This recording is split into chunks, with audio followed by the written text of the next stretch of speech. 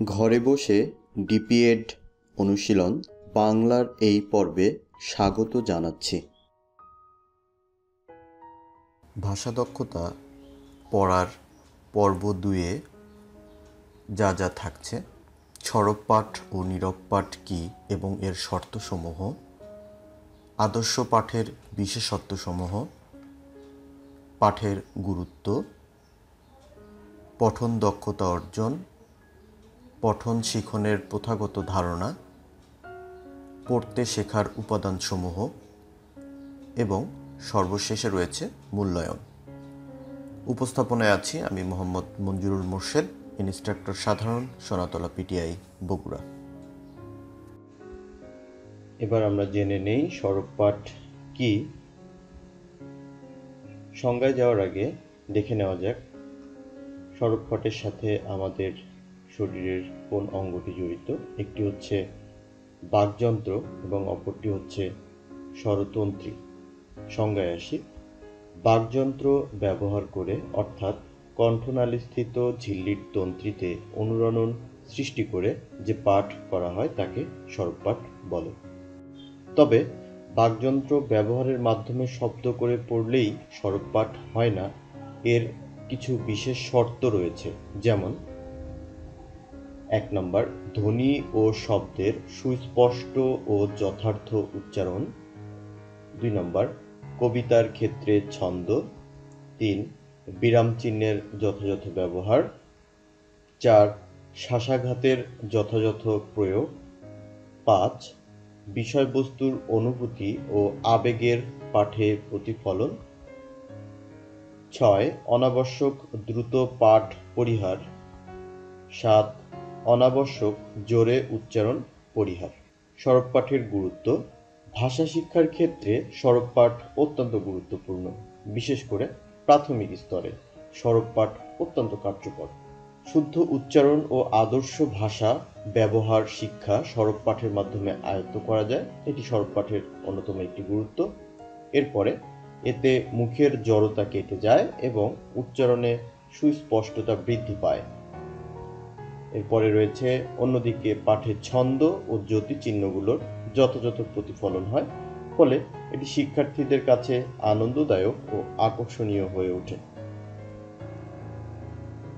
এতদ সত্ত্বেও সরব পাঠের কিছু সীমাবদ্ধতা রয়েছে, সেগুলো হচ্ছে: ছন্দ ও জ্যোতিবিন্যাসের নিয়মগুলো না জানলে সঠিক সরব পাঠ করা অসম্ভব।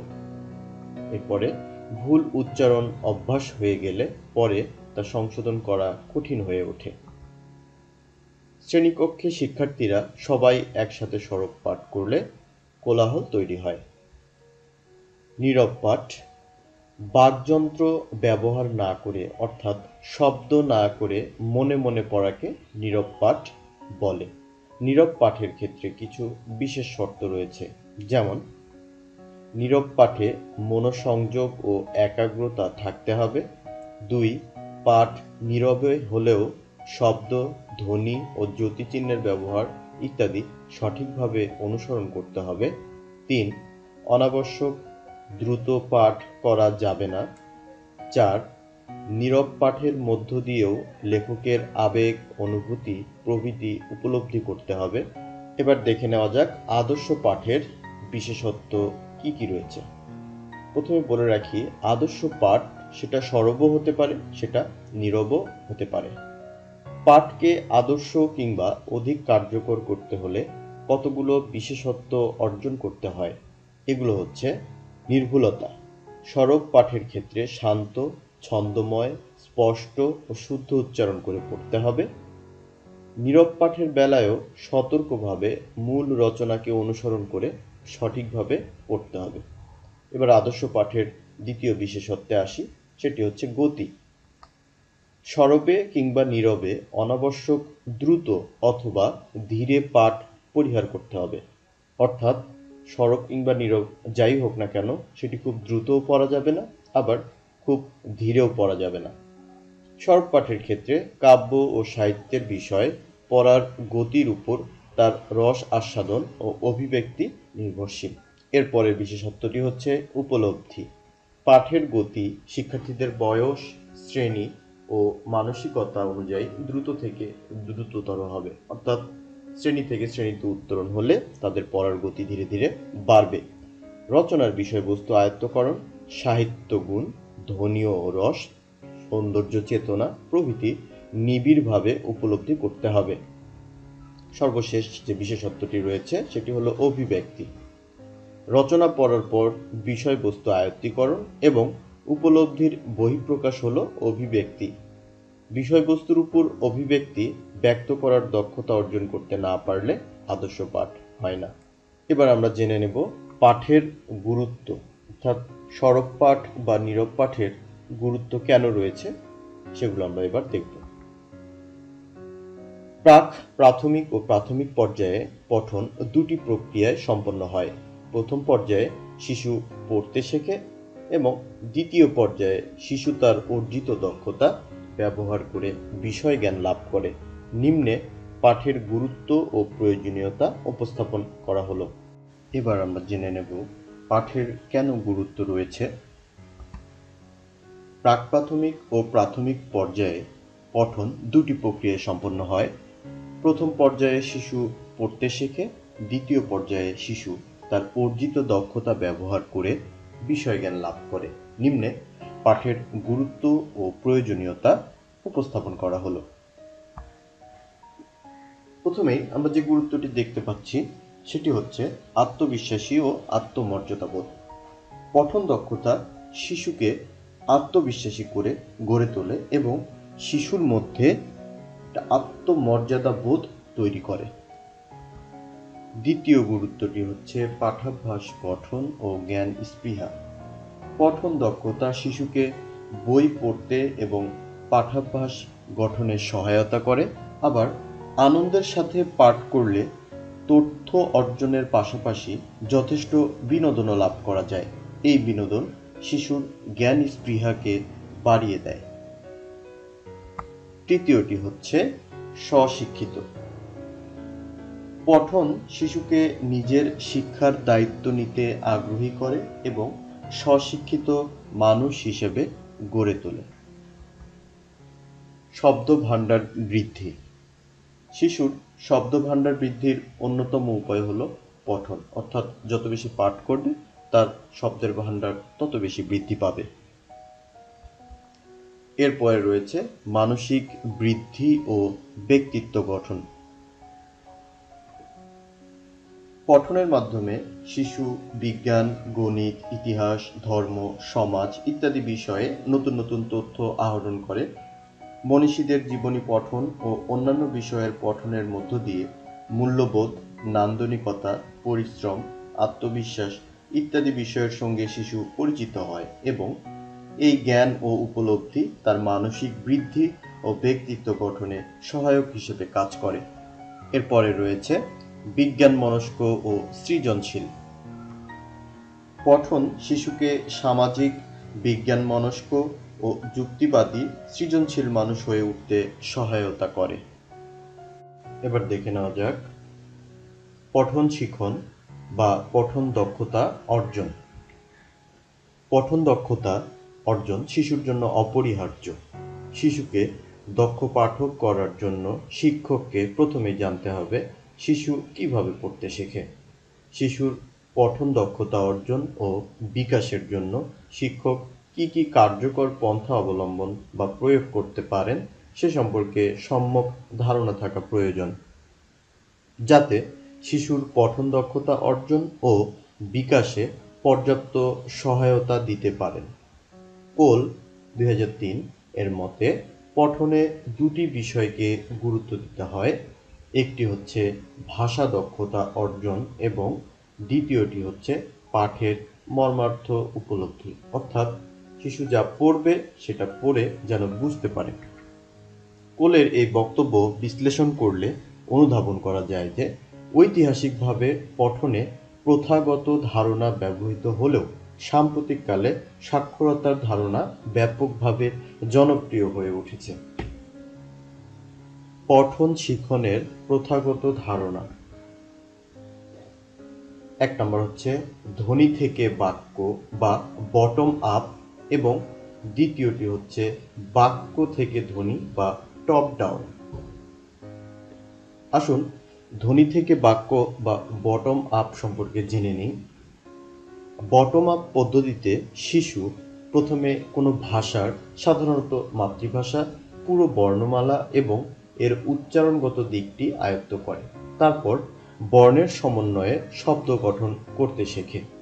সবশেষে একাধিক শব্দ দিয়ে কিভাবে একটি অর্থপূর্ণ বাক্য বা বাক্যাংশ গঠিত হয় সে সম্পর্কে ধারণা লাভ করে। নিম্নের রেখাচিত্রের মাধ্যমে বটম আপ পদ্ধতি উপস্থাপন করা যায়।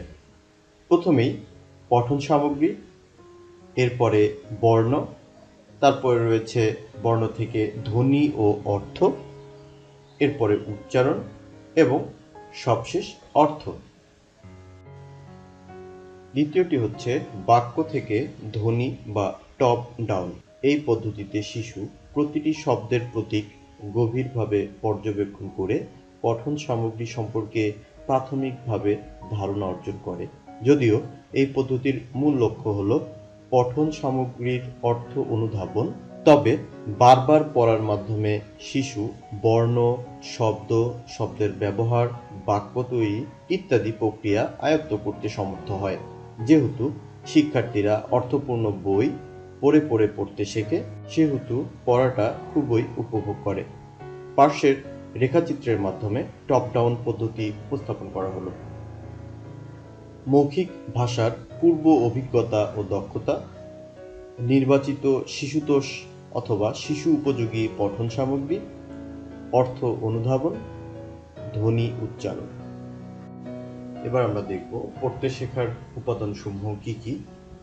একটি হচ্ছে ধ্বনিগত সচেতনতা, বর্ণজ্ঞান, শব্দজ্ঞান, সাবলীলতা, বোধগম্যতা।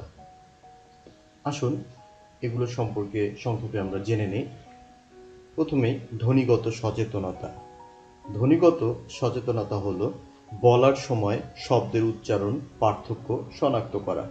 সে অনুযায়ী প্রতিটি শব্দের পৃথক শব্দাংশ উচ্চারণ করার দক্ষতা বা সামর্থ্য।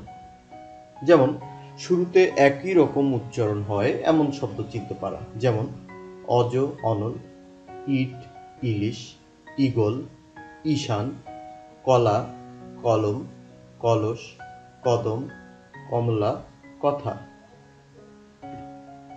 শব্দের প্রথম ও শেষ ধ্বনি চিনতে পারা ও উচ্চারণ করতে পারা, যেমন কলম শব্দের প্রথম ধ্বনি ক ও শেষ ধ্বনি ম, এবং চড়ুই শব্দে প্রথম ধ্বনি চ এবং শেষ ধ্বনি হ্রস্ব ই। শব্দ বিশ্লেষণ ও সংশ্লেষণ করতে পারা, যেমন বই, ব ই, মঙ্গল, ম ঙ ল, বই, ব ই, মঙ্গল। এভাবে শব্দ বিশ্লেষণ ও সংশ্লেষণ করতে পারা। এবারে দেখে নেই বর্ণজ্ঞান কি। বর্ণজ্ঞান হলো বর্ণমালা থেকে বর্ণ শনাক্ত করার সামর্থ্য, অর্থাৎ যে কোনো বর্ণ চিনতে পারা, বলতে পারা এবং সঠিক নিয়মে লিখতে পারা। বর্ণ যে কোনো ধ্বনির ক্ষুদ্রতম একক। বিভিন্ন গবেষণায় দেখা গেছে পঠন উন্নয়নের জন্য অন্যান্য গুরুত্বপূর্ণ দক্ষতার সঙ্গে এই সামর্থ্যের গভীর সম্পর্ক রয়েছে। ইংরেজি বর্ণসমূহের নাম ও আকৃতি একটির সঙ্গে অন্যটি প্রায় কাছাকাছি হওয়ায় অনেক নিয়ন্ত্রিত ও আনন্দময় পদ্ধতির মাধ্যমে শিখন ত্বরান্বিত করা যায়। ইংরেজি বর্ণের ন্যায় বাংলা বর্ণ খুব একটা সহজ নয়। এজন্য বাক্য অনুক্রম, শব্দ অনুক্রম, বর্ণ পদ্ধতিতে বর্ণজ্ঞান অর্জন করলে তা দীর্ঘস্থায়ী হয়। একই আকৃতির বর্ণগুলো একসঙ্গে লেখা শিখলে তা শেখা অপেক্ষাকৃত সহজ হয়। প্রাক-প্রাথমিক বা প্রারম্ভিক শ্রেণীর শিশুদের বর্ণের নাম, আকৃতি, উচ্চারণ ও বর্ণ সম্পর্কে স্পষ্ট ধারণা প্রদানের জন্য শিক্ষকের উচিত তাদের জন্য বিভিন্ন আনন্দদায়ক কাজের সুযোগ সৃষ্টি করা। শব্দজ্ঞান। কার্যকর যোগাযোগের জন্য শব্দ একটি গুরুত্বপূর্ণ উপাদান। একজন ব্যক্তি যত শব্দ জানে তা ওই ব্যক্তির শব্দভাণ্ডার। শব্দভাণ্ডার পড়তে শেখার ক্ষেত্রে গুরুত্বপূর্ণ ভূমিকা পালন করে। পড়তে শিখছে এমন শিশুরা যে সকল শব্দ শুনেছে বা যেগুলোর অর্থ বুঝতে পারে বা মুদ্রিত অবস্থায় কোথাও দেখেছে তা তারা ব্যবহার করতে পারে। যখন একজন নব্য পড়ুয়া বইয়ে কলম শব্দটি দেখে তখন কি ঘটে? যেহেতু কলম শব্দে ক, ল এবং ম বর্ণ তিনটির প্রতিনিধিত্ব রয়েছে যা তার পরিচিত এবং শব্দটি সে বহুবার শুনেছে বা বলেছে, তাই শব্দটি চিনতে পারা অনেক সহজ হয়। কিন্তু যে শব্দগুলো তার শব্দভাণ্ডারে নেই সেগুলো চিনতে বা পড়তে তাদের বেশ সমস্যা হয়। সাবলীলতা। সাবলীলতা হলো একটি পাঠ বা পাঠ্যাংশ শুদ্ধভাবে ও স্বাভাবিক গতিতে পড়ার দক্ষতা। সাবলীল পাঠক পড়ার সময় স্বাভাবিকভাবেই শব্দ চিনতে পারে। এরা পঠিত শব্দগুচ্ছ মনে রেখে এবং এর অর্থ স্বাভাবিকভাবেই পারে। সাবলীল পাঠক গলার স্বরের ওঠানামা করে সরবে পড়তে পারে। তার পড়ার উচ্চারণ সাধারণ কথা বলার মতো স্বাভাবিক হয়। যারা সাবলীলতা অর্জন করতে পারেনি তারা ধীরে ধীরে এবং একটি একটি করে শব্দ বানান করে পড়ে, ফলে তাদের পড়া হয় তুলনামূলক ধীর গতির, কখনো বা অস্পষ্ট উচ্চারণে। পড়ায় সাবলীলতা শব্দ চেনা ও বোধগম্যতার মধ্যে সেতুবন্ধন রচনা করে। বোধগম্যতা। পড়ার মূল উদ্দেশ্যই হচ্ছে বোধগম্যতা। যদি কোনো পাঠক শব্দ বা বাক্য পড়তে পারে অথচ তার অর্থ বুঝতে না পারে তাহলে সেটা প্রকৃত অর্থে পড়া হয় না। বোধগম্যতা একটি সক্রিয় প্রক্রিয়া যার জন্য দরকার হয় পড়ার বিষয়বস্তু ও পাঠকের মধ্যে একটি উদ্দেশ্যমূলক ও চিন্তনশীল মিথস্ক্রিয়া। বোধগম্যতা হচ্ছে উদ্দেশ্যমূলক চিন্তন প্রক্রিয়া যা পাঠ্য বিষয় ও পাঠকের মিথস্ক্রিয়ার ফলে সৃষ্টি হয়। Harris and Hodges 1995। পাঠক যখন উদ্দেশ্যমূলকভাবে কোনো কিছু পড়ে তখন সে এর অর্থ অনুধাবনের জন্য এতে পরিপূর্ণ মনোযোগ দেয়। পূর্ব জ্ঞানের নির্ভরতায় নিজে নিজে চিন্তা করে সমস্যা সমাধান প্রক্রিয়ায় করে অনুধাবন কাজে নিজেকে নিয়োজিত রাখে। অর্থাৎ পাঠক যখন পড়ার বিষয়কে তার নিজস্ব জ্ঞান ও পূর্ব অভিজ্ঞতার সঙ্গে মেলাতে পারে তখনই বোধগম্যতা বাড়ে, যা তার মানসিক অংশগ্রহণ বাড়িয়ে নতুন শিখনটি মনে রাখায় সহায়তা করে। এতক্ষণ আপনারা মনোযোগ সহকারে ভিডিওটি দেখলেন। এবার আসুন এই ভিডিওর উপর ভিত্তি করে আমরা কিছু মূল্যায়ন কার্যক্রমে অংশগ্রহণ করি। প্রথম প্রশ্নটি হচ্ছে, নীরব পাঠের সুবিধা ও অসুবিধা উল্লেখপূর্বক প্রাথমিক স্তরে এর প্রয়োগযোগ্যতা সম্পর্কে লিখুন। দ্বিতীয় প্রশ্ন, প্রাথমিক পর্যায়ে শব্দভাণ্ডার বৃদ্ধির জন্য আপনি কি কি কলাকৌশল অবলম্বন করবেন? প্রাথমিক স্তরের যে কোনো একটি শ্রেণীর একটি নির্দিষ্ট অধ্যায়ের উপর ভিত্তি করে কৌশলগুলি লিখুন।